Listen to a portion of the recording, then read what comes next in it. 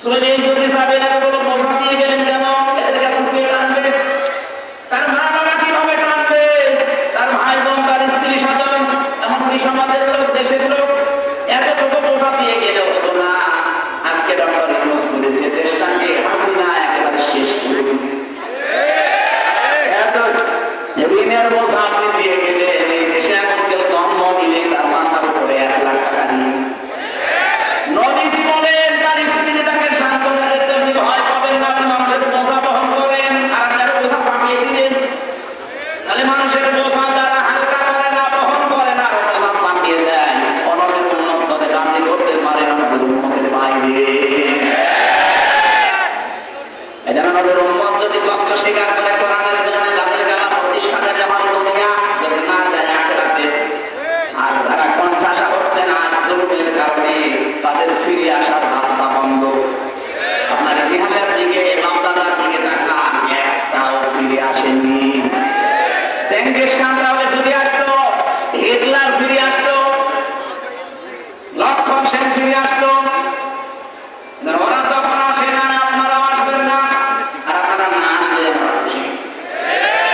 চাই অন্তত হস্ত করেছেন হাজি সাহেব, আল্লাহুল্লাহ করে বাকি জীবন কাটান। আপনি আমাদের ময়দানে মানুষ হাসির কাতারে দাঁড়াবেন, যা আরম্ভ করেছে হাসির কাতারে না শেষ পর্যন্ত দেখা যাবে আবু সুফিয়ান দাঁড়িয়ে আছে। আল্লাহ রাব্বুল আলামিন বলেন তারা আমার নিয়ামতগুলো পাওয়ার পরে যখন নবীকে পর্যন্ত দেশে থাকতে দেয়নি, আর 15.5 বছরে আল্লাহর নিয়ামতগুলোর সাথে কি করলেন? নবী এখন নেই, নবীর ওয়ারিস আছে আলেম। কথা বলে দেখেন আলেমদের সাথে কি করেছেন আপনি? আমি তো নিজে সাক্ষী।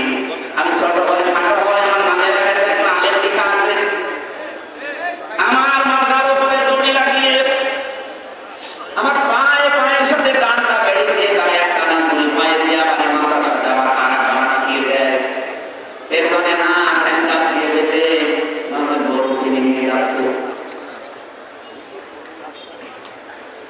এটা তো আমার উপরে গেল, বাকি আলেমদের অবস্থা তো আর খারাপ করেছিলেন। মাওলানা মাহমুদ হক কি করেছেন তাকে হুইল চেয়ারে করে নিয়ে যাওয়া।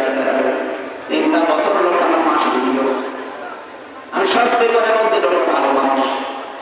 আমার দৃষ্টিতে 3 বছরে একবারে আমি দেখেছি লোকের ইমান, তার মানবের ভাগ কত। আমি একটা যুবক মানুষ, আমিও তো হাফেজ, 1-1.5 বার পড়ে আমার মায়ের দেখা মনে, অথচ আমার বয়স 50, আমার বয়স 53, আমার এখন 33, আর